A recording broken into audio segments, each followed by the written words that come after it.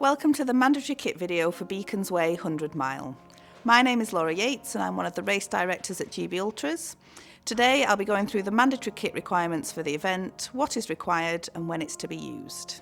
We have separated the mandatory kit into items that can be used throughout the race and items that are to be used only in an emergency. Items that may be used throughout the race. First of all, you will need a race vest to carry your kit throughout the race. Mandatory kit is to be carried through the race from beginning to end and should only be carried by the participant it belongs to. Fluids.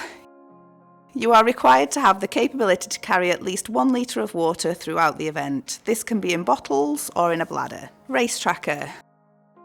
On race day morning, you'll be given your race tracker for the event. This will already be switched on when you collect it. The tracker must be fastened to the shoulder of your race vest using the Velcro fastening. In order for the tracker to work correctly, it needs to have direct line of sight with the sky. If it sits buried in your race vest, it will not pick up signal, and the event team, family and friends will not be able to track you. Waterproof coat. This must have a hood, taped or sealed seams, and the minimum of a 10,000 hydrostatic head or HH rating. A good waterproof coat could be the difference between a successful finish and a DNF in a race.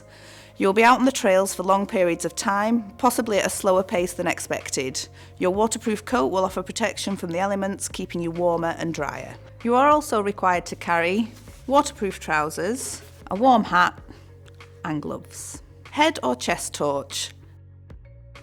This must have a minimum of 75 lumens, be fully charged and ready for race day. Secondary light source. This cannot be your phone or watch, as using the light on these items quickly drains their batteries. It can be a small head torch, a chest torch or handheld torch with a minimum of 25 lumens. We request a secondary torch and not just extra batteries, as there may be a number of other malfunctions on your primary light source which render extra batteries useless. Fully charged mobile phone, with Race HQ phone numbers stored in them. The numbers for Race HQ will be issued in your race instructions ahead of race day. Ideally protected from the elements in a clear waterproof pouch or bag. Please make sure your phone remains switched on at all times in case Race HQ needs to get hold of you throughout the race. Hard copy map. This must be the full map. Cut downs, printouts and photocopies will not be permitted. Ordnance Survey OL12 and OL13 Brecon Beacons. These are by far the most detailed maps you can get of the Brecon Beacons. They include both the high-level race route and the low-level route of the Carmarthen Fans section of the race, and includes the final section of the route from Abergavenny Castle to Llangadog. We recommend participants purchase the active waterproof edition of the maps, as the non-waterproof versions may rip in wet weather conditions. In 2025, Harvey Maps brought out a new edition of the XT40 Beacons Way map that now includes both the high-level and low-level routes of the trail and is permitted as part of the mandatory kit for the event. This can be purchased via the Harvey Maps website with a 20% discount when using the code GBBeacons. Baseplate compass. A handheld compass, not a compass on your watch or phone, to be used alongside the map. Runners for this event are expected to be competent map readers, as it is a self-navigation event. Emergency items, to be used only in an emergency. Emergency base layer. This should be in a dry bag inside your race vest and is for use only in an emergency.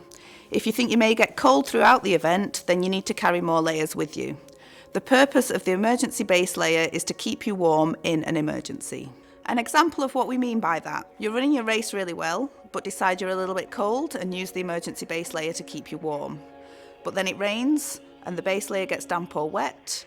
You then have a fall and become immobile. Now you have no dry clothing to put on and keep you warm before wrapping your foil blanket around you. Your body temperature will drop rapidly and you'll soon find yourself extremely cold. Please make sure you have this layer for any emergencies that may occur. Whistle. Most race vests have a whistle attached, however they do not create a great deal of noise, especially against a strong wind. A full-size whistle is a better option and will help you attract attention much better in an emergency situation. Emergency rations. These must be a minimum of 500 calories. These are only to be used should you find yourself in an emergency situation. If you're wanting to eat on the go, you will need to carry additional nutrition with you. Thermal survival bag or thermal bivy bag. A foil blanket is not sufficient for this event. This is the minimum amount of kit that GB Ultras requires you to carry throughout the event. You are more than welcome to carry additional items throughout the race. Additional kit items could be a first aid kit or blister kit. All participants are responsible for their own foot care. Electrolytes, sun protection, hat, gloves.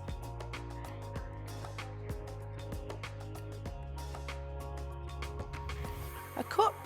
GB Ultras are cupless to keep our single-use plastic usage to a minimum. This means no cups or bottles are provided at checkpoints along the route. If you are wanting to drink a cold beverage and do not want it in your bottles, you will need to carry a cup with you. GB Ultras foldable cups are available to purchase on the website and will also be available to purchase at race registration. Thank you for watching. If you've got any questions, please email events@gbultras.com and I'll see you on race day.